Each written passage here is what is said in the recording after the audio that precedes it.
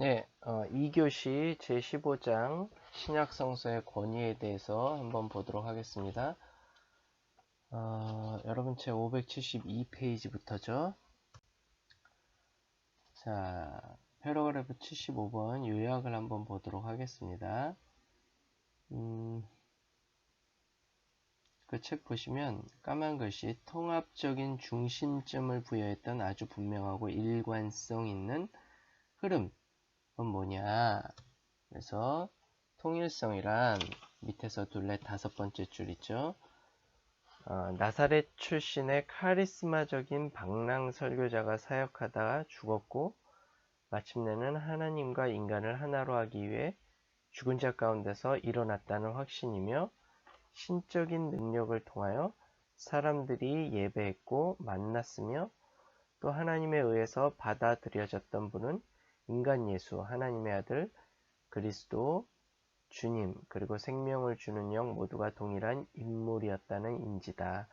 이게 이제 신약성서 전체를 꿰뚫어 흐르고 있는 통일성이라고 볼 수 있는 거죠. 즉 지상의 예수.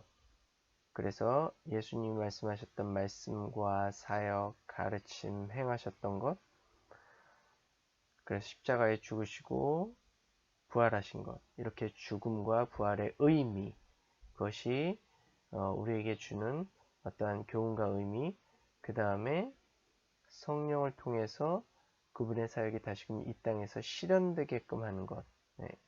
이러한 것들이 이제 신약성서에서 흐르는 통일성이다라는 거죠.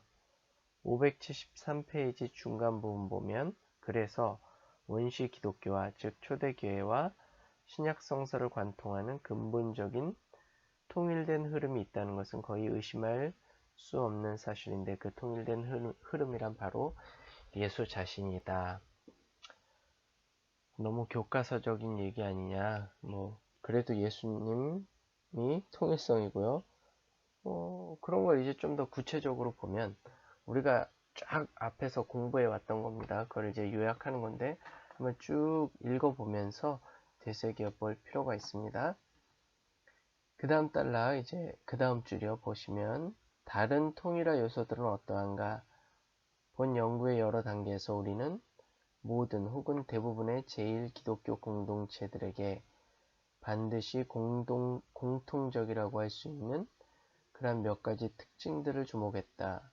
특히 다양한 캐리그마들은 동일한 신앙을 요청했으며 또 동일한 약속을 가져왔다. 예를 들자면 용서, 구원, 성령의 약속 그런 거요. 30페이지에 나와 있다라는 것 표시되어 있습니다. 제1세기 기독교는 한결같이 단일 신론적이었고 캐리그마적 전승과 예수 전승 모두는 공통된 특성을 갖고 있는 것으로 흥미를 끌었으며 유대교의 경전들은 모든 1세기 신자들에게 공통 근거를 제공했다. 그리고 기독교는 하나님의 백성인 이스라엘의 연장이요 종말론적인 성취라는 인식이 신약 내에 넓게 퍼져 있다. 네. 모든 기독교인들은 예수의 이름으로 세례를 행했으며 공동 식사에 참여했는데 그 공동 식사로부터 주의 만찬이 유래했다.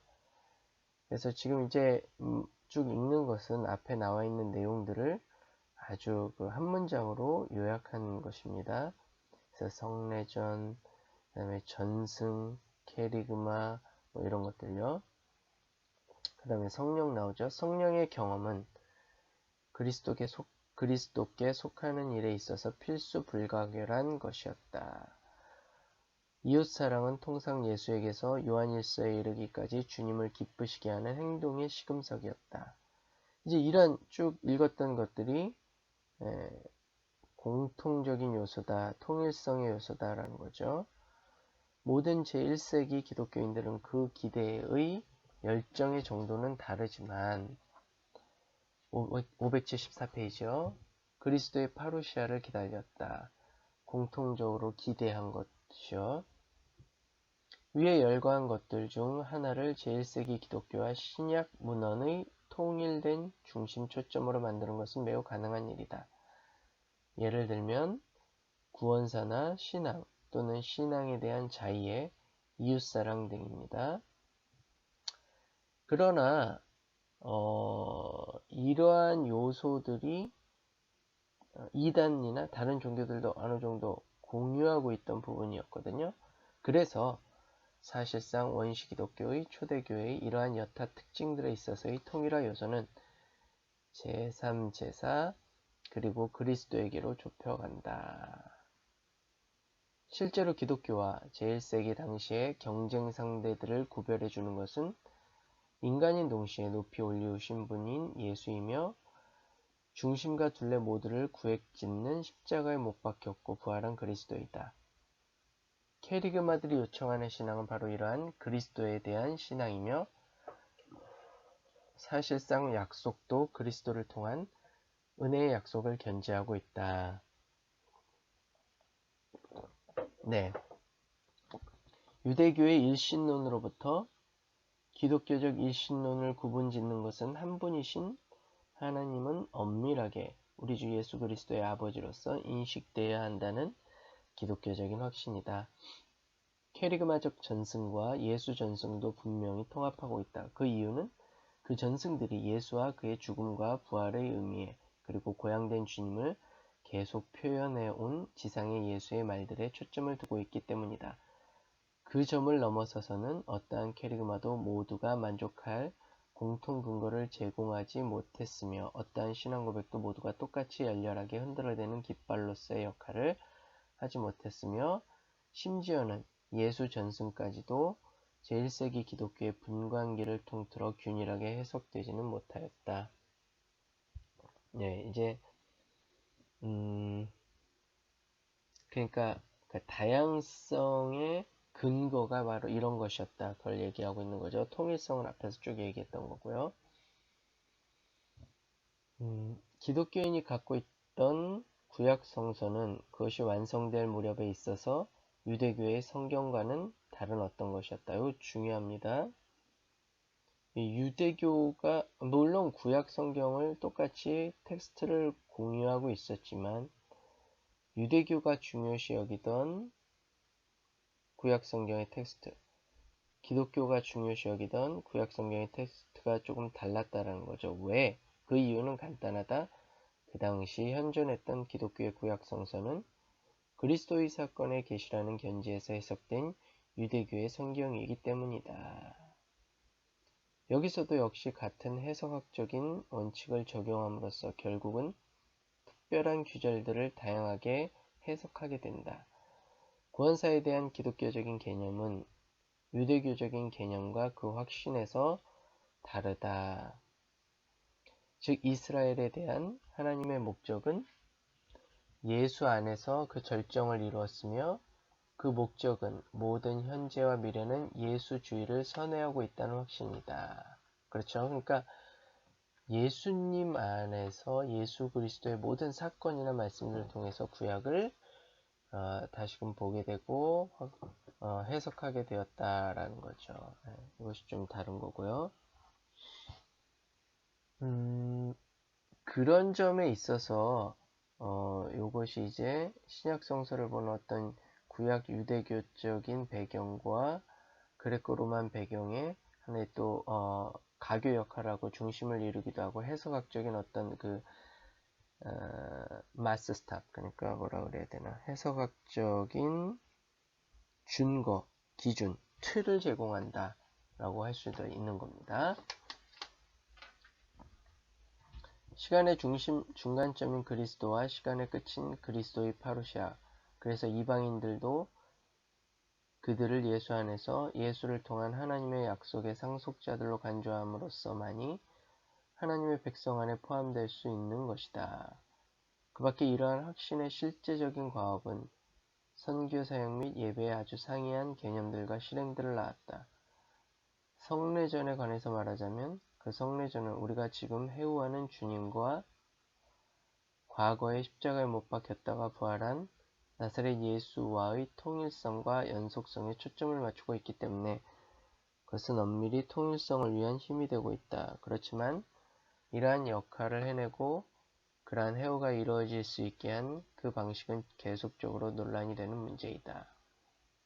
특히 떡을 먹고 포도주를 마시는 일은 모두에게 공통적이었다고 해도 바로 우리 시대에 걸쳐 발전해 나가는 것은 그 먹고 마심이 갖는 형태이다. 그 결과 실제적인 통일화 요인인 인간 예수와 고향 되신 분에 대한 공통된 신앙이 이러한 말과 행위로 표현되고 또 강화되었다는 인식조차 형태도 또한 신조도 되지 못했다. 성령 체험은 문제가 되는 그 영이 예수의 영으로 분명히 인정될 수 있을 경우에만 통일성을 위한 세력이 되었다. 그렇지만 종교적인 체험과 열정에 대한 태도들은 재빨리 다양화되었다. 그리고 이웃사랑의 기독교적인 동기와 실행은 예수 안에서 가장 똑똑히 선언되고 체현되었으며 또 이 사랑은 동일한 예수의 영에 의해서 현재에도 실현될 수 있다는 확신에서 분명해진다. 따라서 신약 문헌의 통일성이라고 하는 것은 단순히 신앙이 아니라 이러한 그리스도에 대한 신앙이며 또 단순히 신앙의 자기 이해가 아니라 그리스도의 십자가와 부활로 스스로 평가를 내리는 그리고 그러한 그리스도를 통하여 중재된 것으로 우리 주 예수 그리스도의 은혜, 그 은혜를 받아들이고 경험하는 그러한 자기 이해다.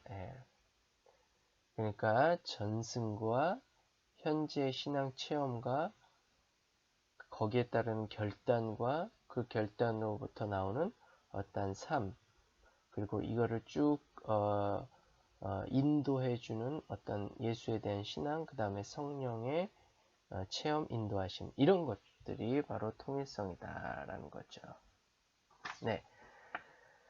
그래서 576페이지 요컨대 우리 연구는 놀라울 정도로 제1세기 기독교 내에 서로 다른 통일화 요인들이 계속 되풀이해서 그리스도에게 그리고 인간 예수와 승기자 승천하신 예수 사이에 통일성에 초점을 맞추고 있다는 사실을 보여왔다. 뭐 놀라울 정도는 아닌데 그렇다라는 거죠. 자, 그러면 이제 구체적인 통일성 우리가 쭉 봤습니다. 573페이지 이하에 걸쳐서 계속 읽어줬고요. 다양성은 뭐냐? 576페이지 패러그래프 75.2여 다양성. 이것도 이제 한번 읽고요. 우리가 이렇게 통일성 다양성만 하고 끝을 맺도록 할게요. 패러그래프 76 정경은 여전히 역할을 다하고 있는가? 이건 여러분이 한번 쭉 읽어보시면 됩니다. 그러면 576페이지 패러그래프 75.2 다양성은 뭐냐? 두 번째 줄 우리는 신약 안에는 기독교에 대한 많은 표현들이 있음을 더 이상 의심할 수 없다. 제1세기에 어떠한 형태의 기독교 위에서 개관한 통일적인 요소로만 구성되지 않았다. 기독교도 통일적인 요소로만 구성되지 않았다라는 것. 그러한 요소가 더욱 복잡한 양식들로 엮여져간 서로 다른 상황이나 환경 속에서 그리고 우리가 이러한 양식들을 비교할 때 우리는 그것들이 결코 서로를 항상 보충해주지 못했음을 알게 된다. 그러니까 다양한데 그 다양성을 되도록이면 좀 조화시켜보고 서로 보충해주는 거 아니냐 이렇게 한번 노력해 보려고 해도 그렇지 못한 것들이 있다. 그냥 다양성은 다양함 그 자체로 인정해야 된다라는 거예요. 우리가 모든 개인이 좀 다르지만 이걸 굳이 맞춰보려고 맞춰지는 부분도 있지만 조화되는 부분도 있지만 그렇지 못한 부분은 그냥 그 사람의 개성으로 인정해야 된다. 뭐 비유를 들자면 그런 비유로 이해하시면 됩니다. 네. 그와는 반대로 그것들은 빈번히 때로는 격렬하게 충돌하였다. 달리 표현하자면 인간이며 고향 되신 분인 예수에 대한 동일한 믿음은 서로 다른 여러 개인들과 환경 속에서 말로써 표현되어야만 했다는 것이다. 불가피하게 그 언어 형태들은 그러한 신앙에 의해서만 형상화될 때조차도 적어도 부분적으로는 각 개인 자신의 독특한 경험에 의해서 그리고 뼈대를 갖추거나 반복된 말들과 관계 있는 환경에 의해서 형상화되었다. 그렇기 때문에 그 언어 형태들은 상이한 것이며 때로는 너무나 차이가 남으로써 한 신자의 말들이 다른 사람의 신앙을 위한 도구로 기여할 수 없었으며 심지어 색다른 환경 속에서는 자기 자신에게조차 통하지 않았다. 그러니까 이제 그 예수에 대한 신앙, 그것을 자신의 독특한 경험에 비추어서 언어로 표현할 때 상이한 것이 있었고, 때로는 참 정말 A와 Z인 것도 있었다. 이렇게 다른 것도 있었다. 라는 그런 말이죠. 577페이지 맨 위에 줄입니다. 때로는 그 차이가 너무나도 첨예해서 불일치나 논란, 심지어는 분쟁까지도 유발시켰다. 우리가 선포나 고백이나 전승이나 예배 안에 나타난 신앙의 언어를 고찰하든, 아니 정확하게 사역이나 예배 혹은 성례전에서 표현된 신앙의 태도나 행위를 조사하든 이러한 사실은 우리의 연구로부터 여러 번 드러나는 모습이다. 그래서 만약 우리가 제1세기 기독교의 통일성을 확신해 왔다면 우리는 그에 못지않게 그 다양성도 확신할 수 있다. 네. 통일성도 있지만 다양성도 있다라는 것. A도 있지만 Z도 있다. 좌도 있지만 우도 있다. 흑도 있지만 백도 있다라는 것.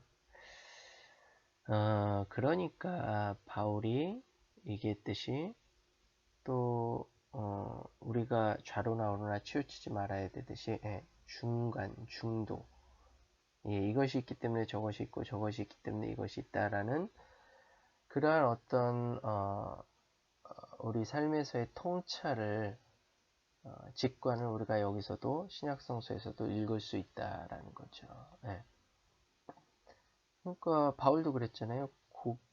제물에게 바친 우상을 먹는 강한 사람도 있고 또한 약한 사람도 있다. 그러한 약한 사람도 있기 때문에 강한 사람들의 어떤 모습이 부각되고 그들의 장점이 부각되는 반면 약한 사람도 있기 때문에 또 강한 자들의 약점, 그 다음에 약한 자들의 장점도 부각된다.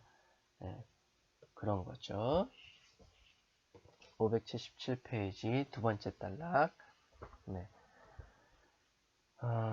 우리는 또한 그 다양성이 얼마나 다양한 것으로 입증되어야만 했는지 상기해야 한다. 우리가 통일적인 요소와 당대의 다른 종교들이나 종파들을 상호 비교할 때 그들 간의 차이는 명백하며 논란의 여지가 없는 것이다.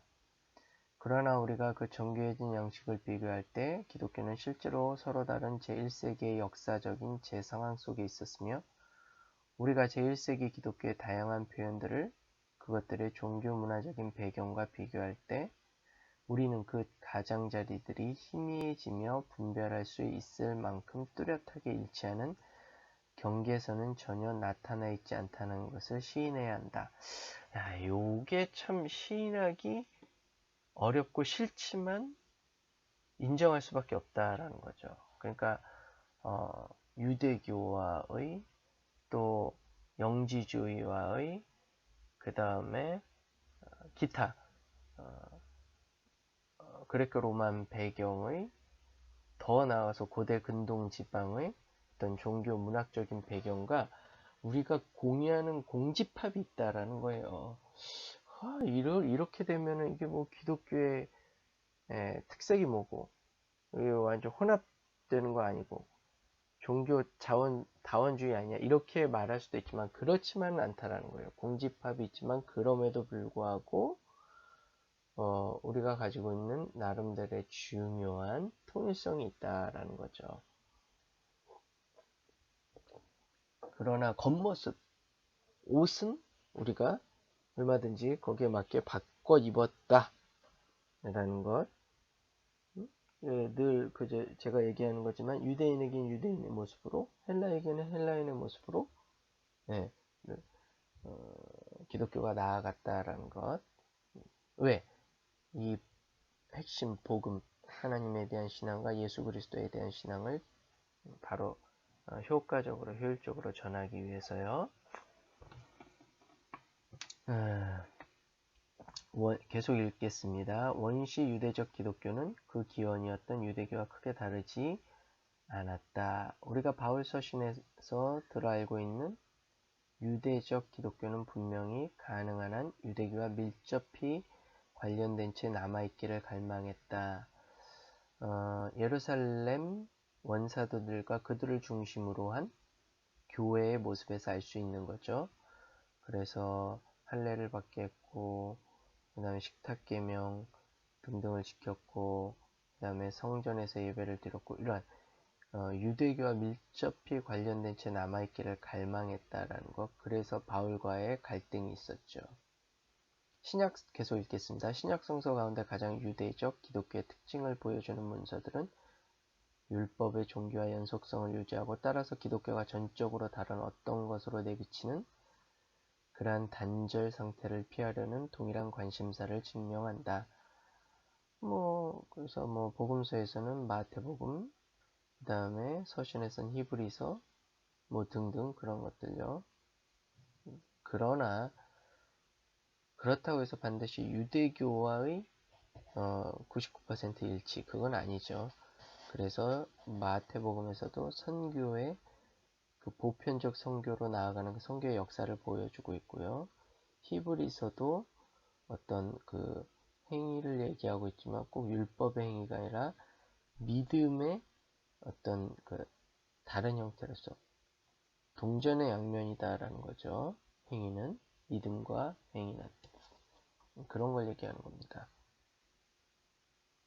그래서 우리가 헬라적 기독교의 가장자리까지 그 다양성을 가로질러 볼 때 똑같은 그림이 떠오른다. 즉 이방 지역의 교회들은 주위의 혼합적인 제의들로부터 자신들의 신념들과 종교적인 실행들을 구분짓는 한계 내에서 그리고 전혀 불분명한 경계선으로서 영지화하는 압력에 굴복하는 잡동사니와 같다.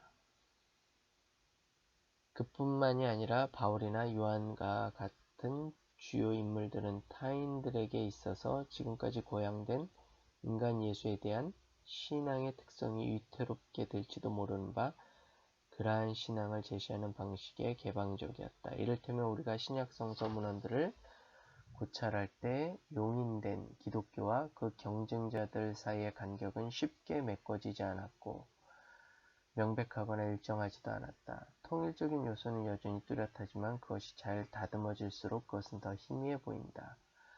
또한 우리가 유대 기독교와 헬라 기독교를 서로 비교할 때 우리는 다양성이 의견의 불일치를 의미하며 우리가 스스로 환경 속에서 각각 희미해진 경계선으로 가까이 접근할수록 상호 간의 거리는 더욱 멀어지고 불일치는 더욱 심화된다는 사실을 확인할 수 있다. 열광적 기독교와 묵시적 기독교에 관해서 언급하자면 그들은 정의상 고정된 경계선 안에 머물러 있는 것이 거의 불가능한 일이다. 왜냐하면 그들의 고조된 헌신과 열정이 통일적인 중심점에 확고히 접하고 있는 동안에도 그것들은 극단으로 흐르게 되어 있기 때문이다. 또 다른 한편으로 초기 공교회는 분명히 보다 더 확고하고 더 뚜렷한 경계선을 긋기 시작했고 믿음의 도를 보다 정확하게 정의하고 그 직무를 안전하게 유지하기 시작했다. 그러한 일은 이미 1세기 전에 종결되었다. 그리고 1세기 기독교 자체와 신약 성서에 관한 한 초기 공교회는 다양성을 상징하는 제1세기 기독교와 신약 성서의 한 가지 구성 요소에 지나지 않았다. 우리가 이런 걸 읽어봤는데 그래도 어쨌든 바울, 복음서 저자들도 다양성을 수용하면서도 그 다양성이 통일성을 훼손하는 한 핵심적인 신앙의 요소를 훼손하는 한 그것을 거부했다라는 것, 그건 앞에서도 봤습니다.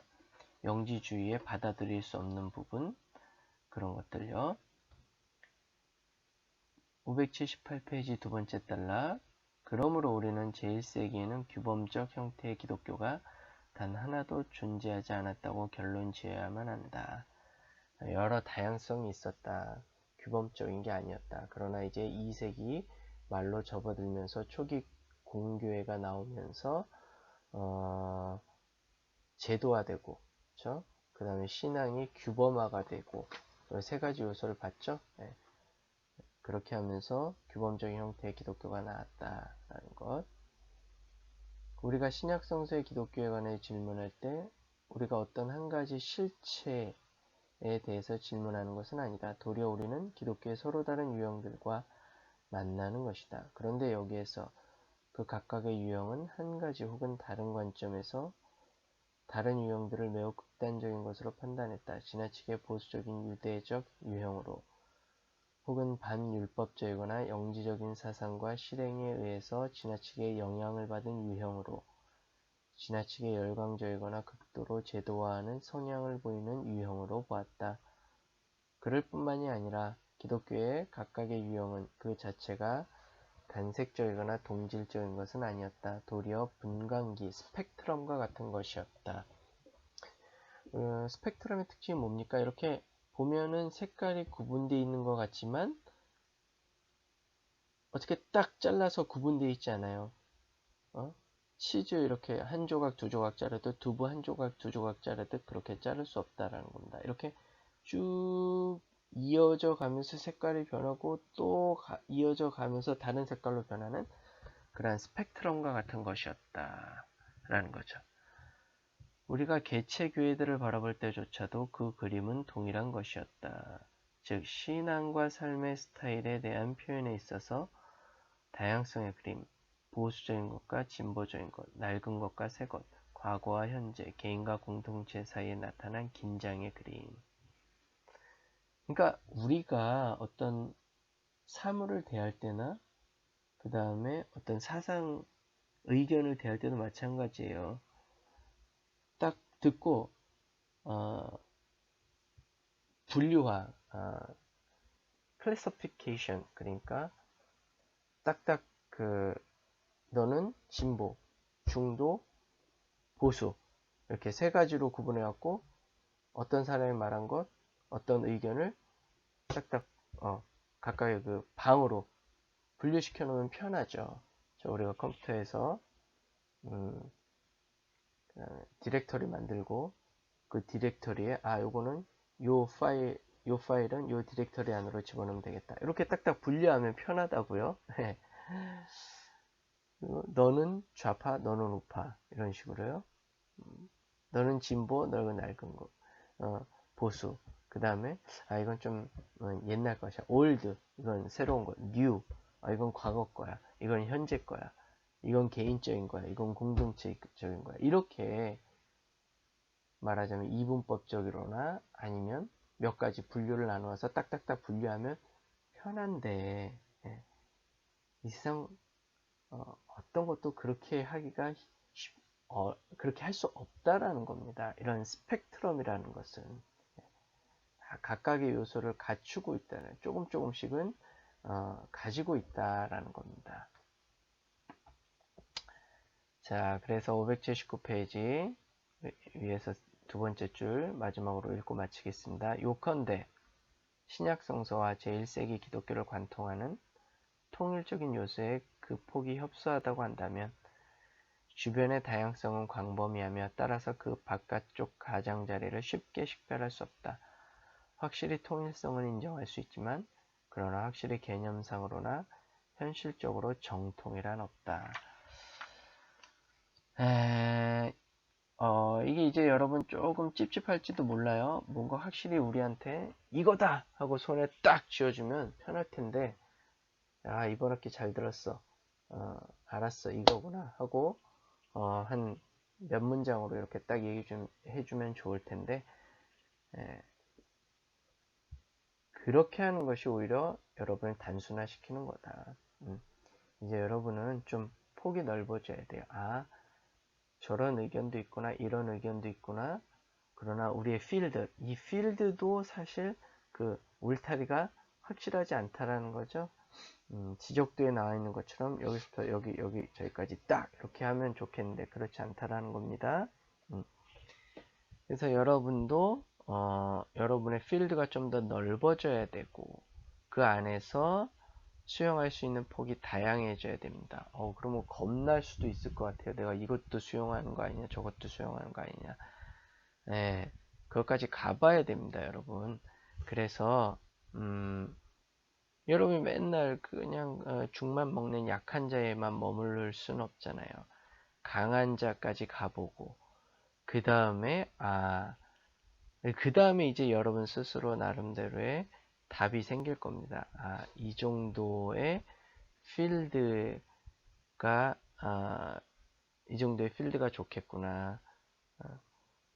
그리고 그렇게 넓어지고 수준이 높아져서 교회에서 사역할 땐 성도들의 수준으로 내려와서 그들에게 말하고 그들에게 비유로 가르치고 때로는 그들과 함께하고 이렇게 해야지. 여러분 수준이 낮아져서 성도들을 끌어내리면 안 되잖아요.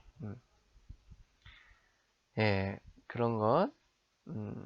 그래서 그렇지 않으면 여러분 이제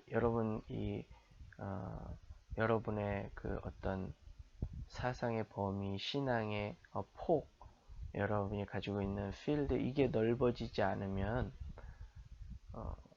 이것이 정통, 이것이 아니면 안 돼 하고 굉장히 배타적으로 되고요. 자칫 잘못하면 여러분이 가지고 있는 신앙이나 신념이 어그레시브해지고 공격적이 되고 더 나아가선 폭력적이 되고 그럽니다. 그런 말이 있죠. 이 세상에는 착한 사람도 있고 악한 사람도 있다. 그러나 착한 사람이 악해지기 위해서는 반드시 종교가 필요하다. 이러면 안 되잖아요. 그쵸? 네. 그러니까 종교가 가지고 있는 폭력성을 여러분 지양하려면 버리려면 이렇게 나름대로의 폭이 넓어져야 된다. 그러려면 우리가 한 학기 동안 공부해온 것처럼 신약 성서에 다양성이 있다. 그 안에는 또 통일성도 있다. 그리고 그 다양성이 어떤 신약 성서에서는 좀 좁았지만, 즉 스펙트럼이 좁았지만 어떤 신약 성서에서는 굉장히 넓었다. 그것도 다양성이 있었다라는 것. 네. 예, 그렇게 보시면 됩니다. 그래서 우리가 이번 학기 여러분 수고했고요. 이렇게 15주 수업을 마치도록 하겠습니다. 그 다음에 제가 아까 말씀드린 대로 기말고사 시험 문제를 여러분 그 페이지에 올리고 제출기한이나 뭐 이런 자세한 사항들은 거기에 놓을 테니까 보시고 다운받아서 작성하시고 저한테 구글 클래스룸에 제출해 주시면 되겠습니다. 네, 이상입니다. 감사합니다. 한 학기 동안 수고하셨습니다.